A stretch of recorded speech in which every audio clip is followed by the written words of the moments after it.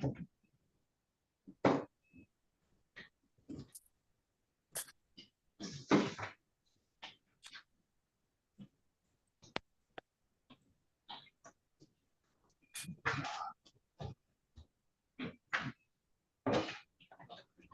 right. Good morning. 36th District Court in the state of Michigan is now in session with the Honorable Judge Donald Coleman presiding. While court is in session, there will be no eating, sleeping, talking, gum chewing, or reading any material. Thank you.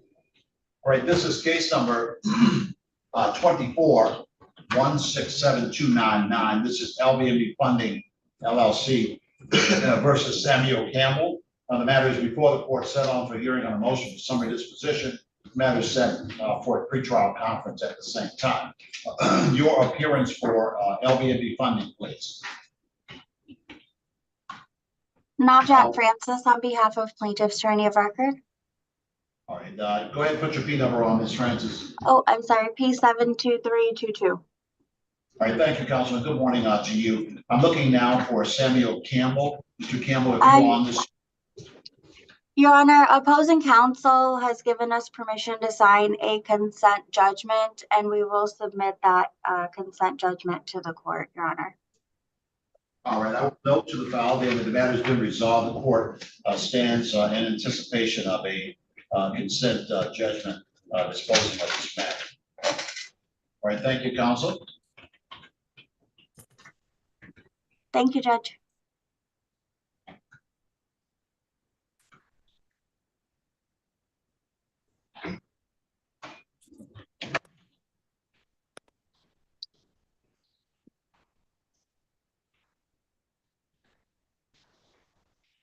All right, the court now calls case number 24-16847. This is Credit Acceptance Corporation versus Mustafa Maslouki. Matter is before the court, settled for status conference. This is the first hearing regarding this matter. Your appearance for the plaintiff in this matter, please. Thank you, Judge. May it please the court, I'm Attorney Richard Rusin, my bar number 35222. All right, thank you, counsel. Good morning to you, sir. I'm looking now for Mr. Mustafa. I'm sure I'm getting the last name wrong. If you're on the Zoom, go ahead and say good morning. Good morning, Mr. Judge. Thank you, sir. And how is that last name pronounced, if you will? It's Maslouki. All right, Maslouki. Thank you, Mr. Maslouki. Again, good morning to you, sir. Mr. Rusin, go ahead and update me. I know the letter that I received that I treated as an answer for purposes of setting this hearing indicates a denial of the indebtedness. Sir, any updates at this time?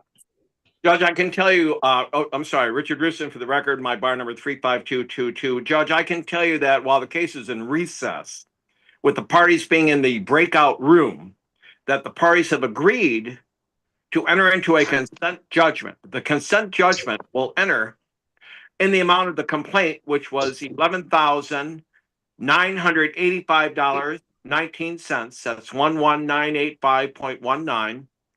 I explained to defendant that there were what the law calls taxable costs, which consisted of a $160 summons filing fee, $106.08 summons service fee, and a $20 motion fee to facilitate the service of the summons. The total taxable cost, Your Honor, are in the amount of $286.08. That's 286.08. I explained to defendant that there is a statutory $75 attorney fee in this matter, concurrent with the entry of a consent judgment of this type. The total consent judgment will enter, Your Honor, in the amount of $12,346.27. That's 12346.27.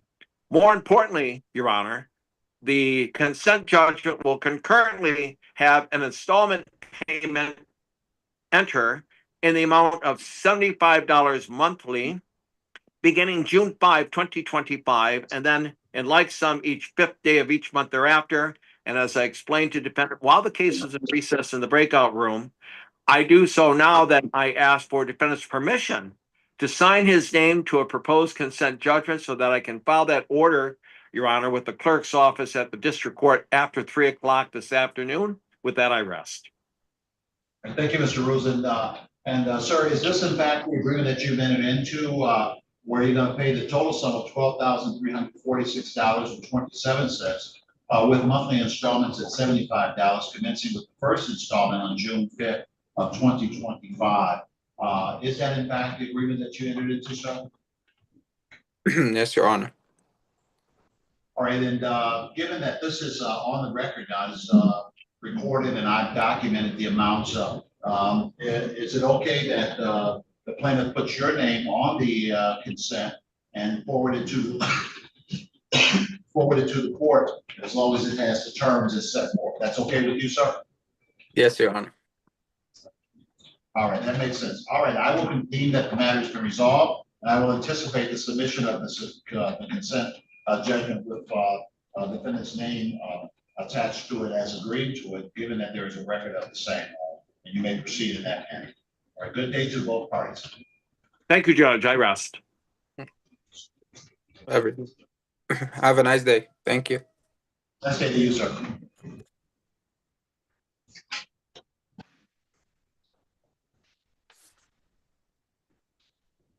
All right, this is case number 23-163-486. This is Advanced Pain Care PLLC. This is Ashley Jeanette Blackshear. Matters before the court. Looks like an adjourned date of hearing regarding objections to a writ of garnishment.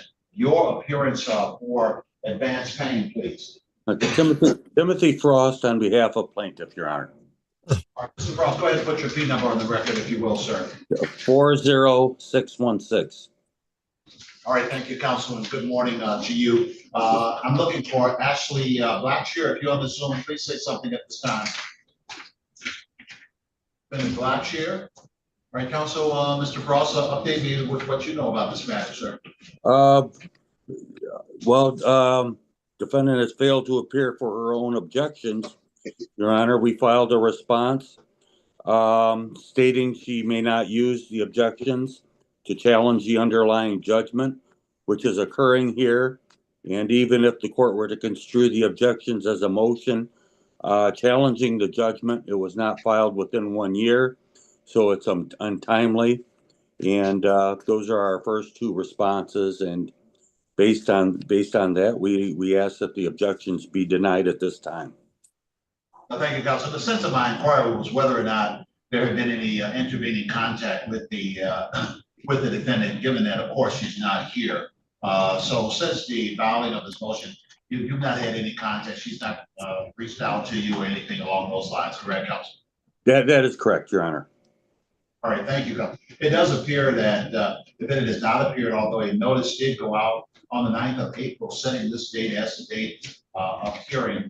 The defendant has failed to appear on the motion, petition objecting to the writ of garnishment. It did appear, moreover, that the objection sounded in issues that were pre-judgment rather than post-judgment matters, which would be prohibited under the appropriate applicable court rules.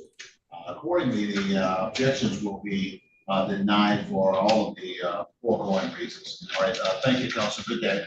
Have you signed, Judge? We have a proposed order attached to our response there. Well, I don't have your response. I don't have the proposed order. I don't have a file this morning on this particular matter. So something did not populate, or the file got misplaced or something. So I'm sure that will be resolved. But all I have is a basic skim file because we okay the original. Doesn't mean that we don't have it. So that's the only reason I don't have your order. I will sign an order consistent with this matter. And the first thing I'm going to do is to see if we can get our hands on the file to sign the order that you submitted. If not, I will issue an order nonetheless. Very good. Thank you so much, Your Honor. All right. Thank you. Thank you, Mr. Frost. Good day. You too. Thank you. All right. The court now calls case number 23-24-0571. This is Kim Rogers versus Elmore Green. The matter is before the court on the court setting the matter on regarding a motion that was filed with the court. All right. Your appearance, excuse me, do I have any attorney involved on either side of this? If there's an attorney, the attorney speaks first. All right, Kim Rogers, do I have Kim Rogers on this Zoom? Kim Rogers? All right, do I have Elmore Green on this Zoom?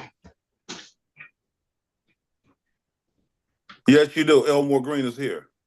All right, thank you, Mr. Green, and good morning to you, sir. You filed a motion for satisfaction of judgment in this matter. Why do you believe that this judgment should be satisfied, sir? Talk to me. Me and Miss Rogers worked out. I was buying a home and they wanted me to make sure they wanted to get a clearance that I got this judgment off my record before I could buy this home. They didn't know if it would affect the loan that I was getting or not. So we never got a final paperwork saying that it was done and the debt was paid off. All right, and the record should reflect that the court received a call from one Kim Rogers notifying the court that the judgment in this matter should in fact be satisfied. So there is an indication that there's no opposition to the satisfaction of the judgment. The court will accordingly grant the motion at this time to satisfy the judgment. Now, you did offer me a proposed satisfaction of judgment form, but lucky for you, I have one. So Thank you. Thank you. Thank you. I'll put a sign there. You'll get it in the mail in the next couple of days. All right. Good day to you, sir. All right. Thank you again. Thank you, Your Honor.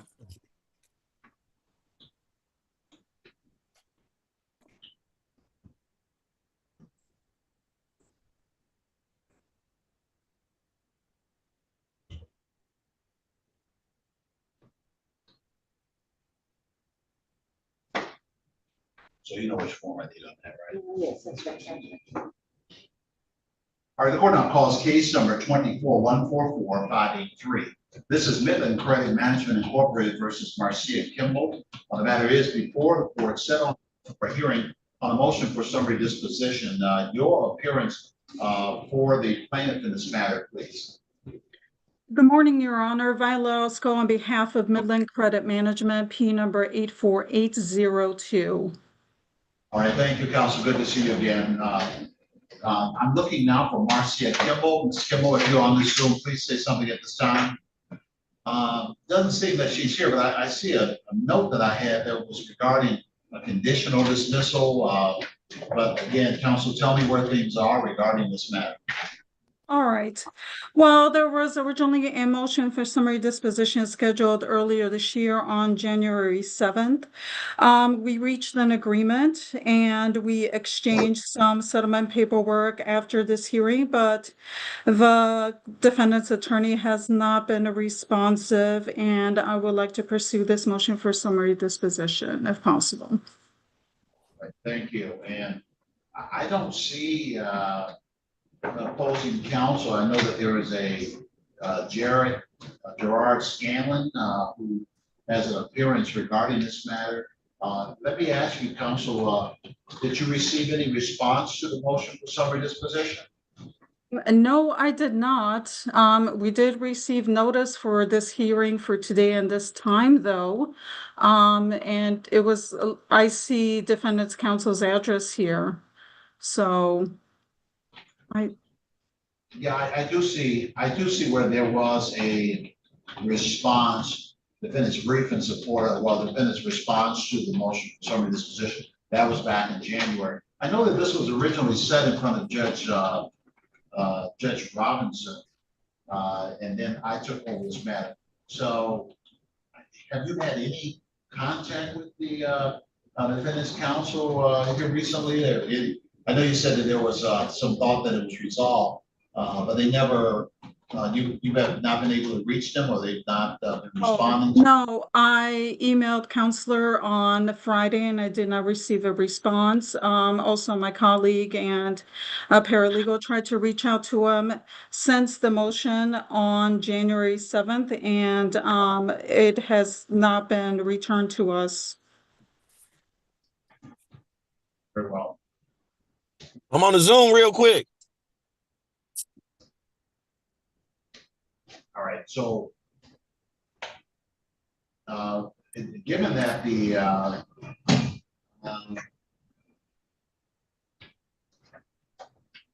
so counsel, you represent Midland, correct? Correct. Given that the defendant has not responded or appeared in court for hearing on this matter as directed by the court's order of March 18, 2025 and April 9, 2025, in both instances, the court has directed that the defendant appear for a hearing on the motion for summary disposition. The defendant does not appear and therefore has abandoned any arguments as it relates to the motion for summary disposition. Accordingly, the motion will be granted at this time, and judgment will be entered on the granting of the motion. So ordered. All right. Thank you, Your Honor. Will the court be entering the judgment that was originally filed with our motion for summary disposition? You certainly anticipated that I would be looking through here to see if there's an order attached to your motion. So just give me a moment. And I do see that now. And so the court will be entering that order at this time. Thank you. All right. Thank you.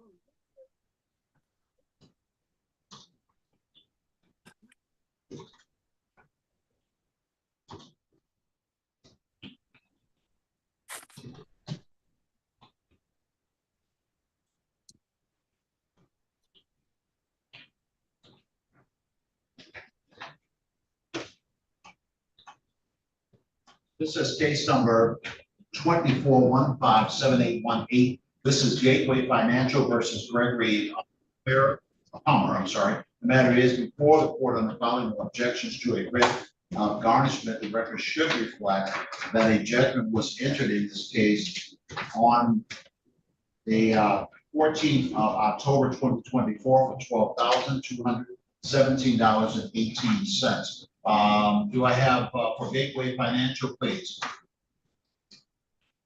Counsel for Gateway. Yes, good morning, Your Honor. May it please support Scott Schisler, P48832. All right, thank you, Counsel. Good morning to you, sir. All right, I'm looking for Gregory Palmer now. If you're on this Zoom, please say something, Mr. Palmer. Yes, I'm here, sir. Your Honor. All right. Thank you, Mr. Palmer. Good morning to you, sir. I'm looking at your objections to the writ of garnishment, and you checked off the box. You said the funds or property are exempt or protected from garnishment by law. Tell me what you mean when you say that. I'm currently laid off now, and I can't afford to pay as much, but I can pay something a month. Right, got it. So, yeah, so I can't, that's not a valid objection to the writ of garnishment. So it sounds like what you're asking is for the court to set up some type of payment arrangement for you regarding this matter. Let me hear from Mr. Schisler, and then I'll come back to you. Let's see if we can figure something out here, sir. Yes, Your Honor. Obviously, if he's not employed anymore, the objection is irrelevant and moot. So where were you, Mr. Palmer, what were yes, you I saying? can prepare that order, Your Honor. All right, yeah, I've already got an order in that regard. But Mr. Palmer, you said you wanted to set up a payment arrangement in that regard. So what do you want to do? So, if I could possibly pay like $100 a month. I'm agreeable to that, Your Honor. all right. So I will. I'll set up a payment arrangement allowing you to make $100 monthly payments. When would you like that first payment to be due? I'm thinking the 23rd of May. I could go as far as maybe the 30th of May. When do you want to make the first payment? We could do the 23rd. So I'll set that first payment at 5/23/25, and so your payment would be due on or about the 23rd of each month. First payment being 23rd. I will I'll deny the objections, and I'll suspend, moreover, any garnishment, while you make those payments. If you don't make the payments and if you're working, they'll be able to reinstate any garnishment, continue with garnishment. As long as you make the payment, they can't garnish your wages. You understand? Yes. All right, so I wish you well. You'll get some paperwork in the mail from me in the next couple of days, resolving this matter, based upon what has been set forth on the record. Okay. Good day. Honor. Thank you, counsel. Thank you. Thank you.